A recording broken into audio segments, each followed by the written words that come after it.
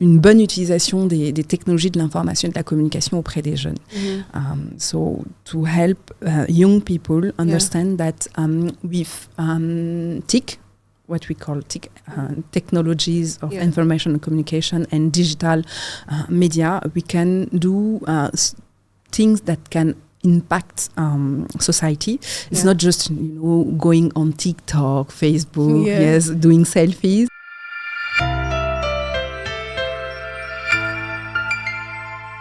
Hello and welcome to another episode of The Unfinished Bridge. I'm Halima and today I'm so excited to be joined by a blogger, a feminist, an activist, Dieretou Diallo. She really does it all. She's just an absolute star. So really happy to have you here. Thank you. So my first question for you is, can you take us on your personal journey? Just, how did you get here? How did you make a name for yourself? Donc, I will speak in French to be more comfortable. Donc, je suis Dieretou Diallo, je suis blogueuse et cyberactiviste guinéenne. Alors, comment je suis arrivée à m'engager donc dans le blogging et l'activisme? Je pense que j'ai été interpellée très tôt. I was very early sensibilized. I don't know if it's a good term, but those subjects came to me very early. I was 16 when I was at school. When I had the first experience, donc j'ai eu la première expérience qui concernait donc l'engagement citoyen. Et donc j'ai été invitée à un colloque. I was invited at a conference on sexual education, and my role was to talk about that to my fellow colleagues at school. So that was my first experience of engagement and civic engagement. I don't know if it's a good term. Yes, it is. Donc voilà, après ça, donc je suis allée faire mes études en France et je peux aussi dire que la France a contribué à ouvrir mon esprit sur les sujets, sur différents sujets, notamment les droits de l'homme, les questions universalistes, le féminisme. So I was saying that France, after I finished high school, I went in France to do my studies, and living in France also opened my mind about human rights, feminism. So that's how go into the space. I get into that. That's really interesting. So what about the work you do now? Now I am a member of the board of Ablogui, which is we say Association des blogueurs de Guinée. It's a group that mobilized all the activists and all the Guinean activists and bloggers, and we try to bring une bonne utilisation des technologies de l'information et de la communication auprès des jeunes. So to help young people understand that with TIC, what we call TIC, technologies of information and communication and digital media, we can do things that can impact society. It's not just going on TikTok, Facebook, doing selfies. With that kind of tools, we also can do impactful things, des choses donc qui ont de l'impact dans la société. Donc je disais que je suis membre du conseil d'administration de l'Ablogui. J'ai aussi cofondé le collectif féministe Guinéenne du XXIe siècle. Donc I also co-founded a feminist collective, feminist group that we call Guinean of the 21st century. I think it's the good translation. Yes. And we try to, on essaye de mettre en lumière les conditions des Guinéennes, notamment à travers des actions en ligne. So we are trying to put light on women's rights in Guinea by doing a lot of actions online. C'est un peu plus calme là parce que ça fait 2 ans que j'ai un bébé. It's it's calm right now because I had a baby 2 years ago. Okay, congratulations. Yes, thank you. Yeah. My baby have 20 months, so it's a little calm. Yeah. You've not been up to too much. Yes, Yeah, but okay. now that he's being... He's growing, so he's you have growing. more time. Yes, I have more time yeah, to come back. congratulations. Thank you. Okay, so what is happening right now in Guinea? I know there's a lot going on with human rights defenders, Yes. and it's crazy a little bit. So can you shed a bit of light on that? Yes, so right now we want, I think it's very complicated for Guineans and especially activist Guinean. There are 2 activists that are missing since I think depuis quelques mois maintenant, 100 jours je pense à peu près, which is 100 days, around 100 days, and we are trying to do public to talk about that. Donc on essaie d'attirer l'attention là-dessus. Donc ce qui se passe en Guinée, c'est que depuis plusieurs mois, on est un petit peu, depuis plus d'1 an bientôt, on est dans un régime d'exception parce qu'il y a eu un coup d'État et qu'on a eu donc un nouveau régime à la tête de la Guinée.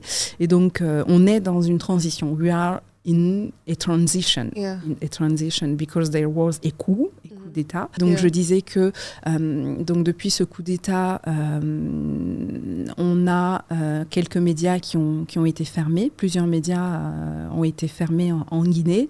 On a la disparition de 2 activistes, Fonike Menge et Biloba, aujourd'hui. Donc on ne sait pas où ils sont.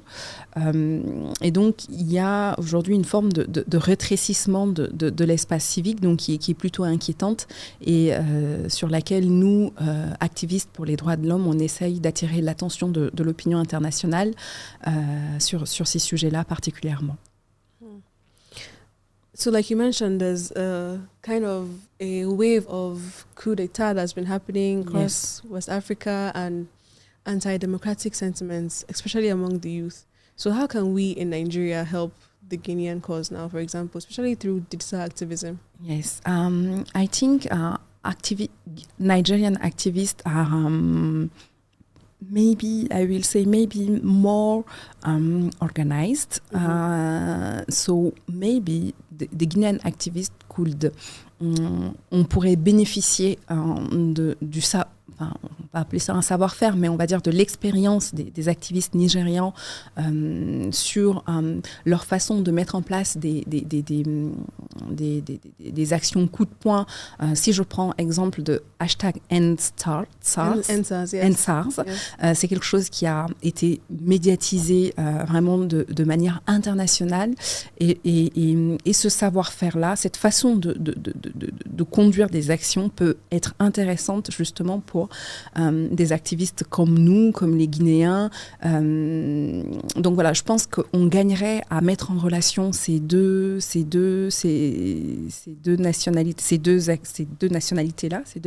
d'activistes-là, pour qu'on puisse apprendre les uns et les autres de choses qui ont marché au Nigeria, mais aussi de choses qui ont marché en Guinée. Donc I was saying that it could be beneficial to Guinean activists to understand how Nigerian activists coordinate their activities.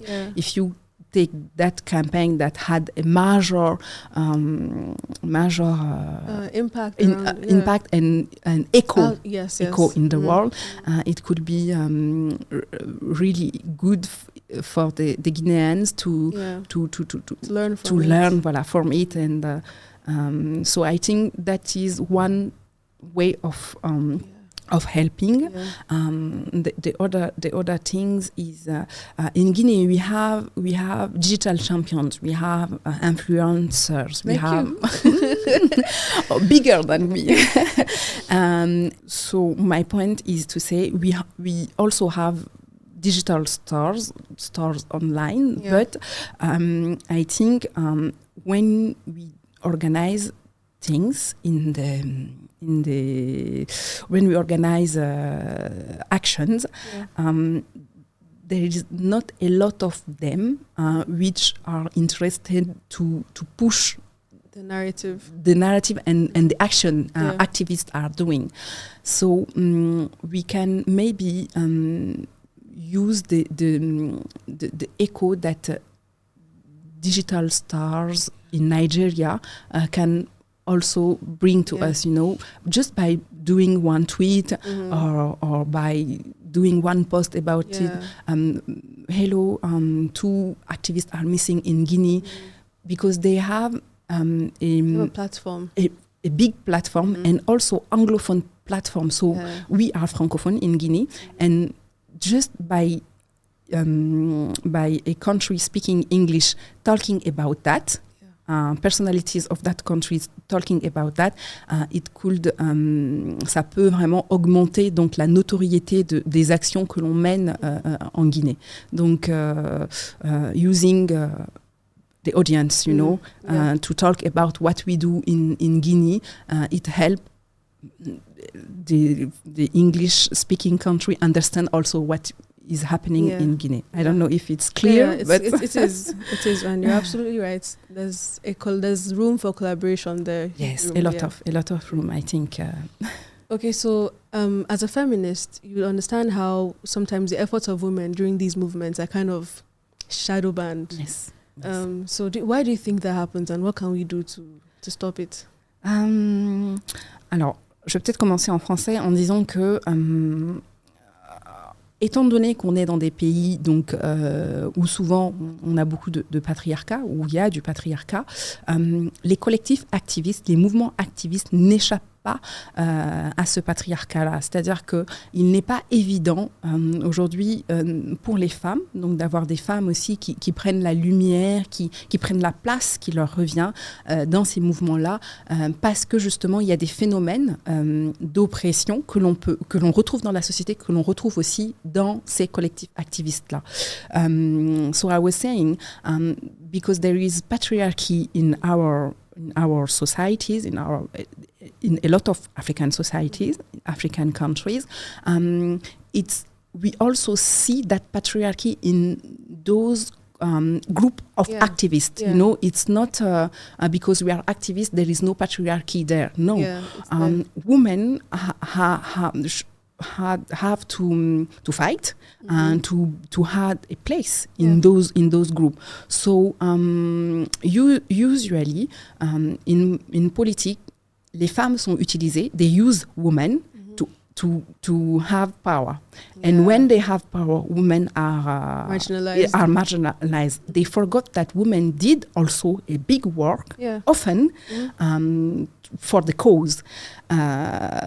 Et donc cela arrive justement parce que structurellement nos sociétés sont telles qu'elles sont, et donc c'est pour ça qu'il faut avoir ce que moi j'appelle une intersectionnalité donc des luttes, en faisant en sorte que les groupes aujourd'hui qui se disent donc militants pour la démocratie, activistes, donc qui mènent des actions concrètes pour le développement de leur pays, puissent intégrer des verticales féministes.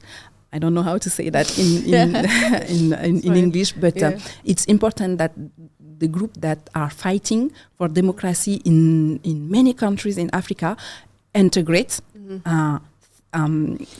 what we say feminism direction, feminism, des verticales féministes.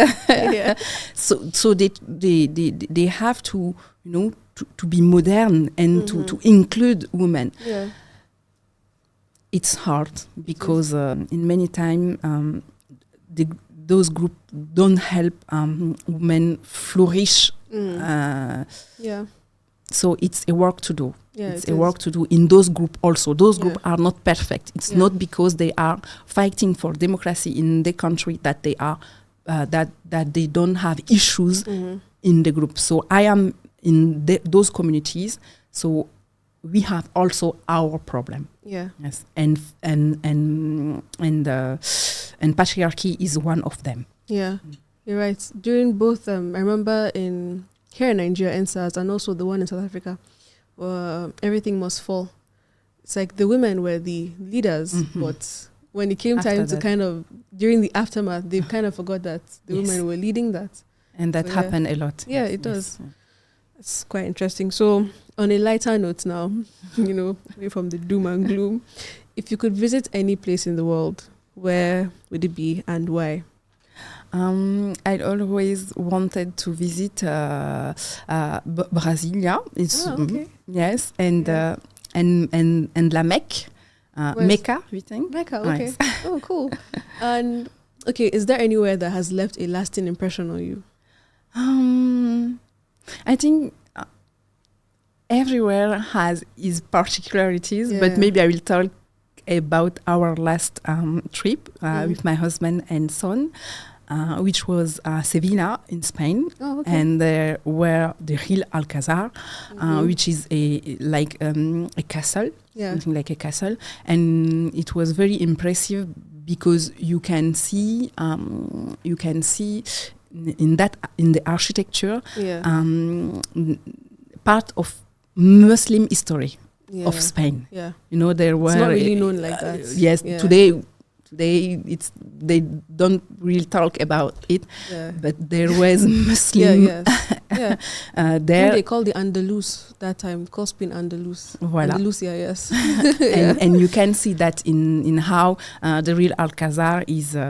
You can see that, and I thought it was interesting. It's really nice. So is there a daily mantra or a motto that you live by? Not really, but I'm trying. When I do something or when I have to do something, I'm trying that thing should not stress me. Soft life. Yes, call it soft life. Yes, I don't want to be. If it will cause stress or something like that. Yeah. You have to protect your mental health. Absolutely. Yes, mental health. Yes. My mental health is very important to me. So all things should be. It's not all things should be easy. No, but there is a volume of stress I can take from something, and I try to not put myself in stress. Yeah, absolutely. So would you describe yourself as more of an introvert or an extrovert? It's a tough one because when I was young, I was more extravert. Oh, okay. Yes, and now I'm being as I'm growing and being old, I'm being introvert. Oh, I would think it was the other way around because now you have to be more out there. Yeah, j'étais beaucoup plus avant. Yeah. Now I'm more mindful of people watching, what people say. Yeah. But I think it's come with age also. No, okay. And having baby responsibilities, all that. That's interesting. So what's something that most people often notice when they first meet you? I think maybe they can say inside them, this girl don't let people walk over her. No? What did you think when you meet me? Yes, I actually did think, oh, wow, this is someone who commands the room. She commands respect, and I will accord her that respect. Yeah, I did feel that. Well, it's a good thing. It's a great thing. So if you could instantly master a new skill or talent, what would it be? New skill, new talent. I think maybe it's... being more resilient. Okay. Yes, resilient in work. In work. Yeah. I don't like toxic spaces. When it becomes toxic, you're out. I am out, and that joins what I was talking about mental health. But I think it's a good thing to do. Yeah. But also sometimes, you have to take the hit, and it will be better. Yeah. So now I'm trying to, build that. Yes, build that. Yeah. Sometimes it's hard, but it can be, just. Yeah. Passager, on dit c'est passager, it will pass. It will pass. So maybe being more resilient in work environment. Yeah, absolutely. Yeah. Okay. Do you have any parting words for the audience? No, just thank you for inviting me. It was comme on dit, agréable discussion with you, Halima, and thank you very much. It was such a pleasure to have you on, and I was about to say gracias. Oh my God. It's okay. Merci beaucoup. And nous serions ravis de vous revoir. Avec plaisir. Je viendrai avec plaisir. Yeah. Thank you so much. Thank you, Halima. And to our viewers, thank you so much for tuning in, and watch out for the next episode.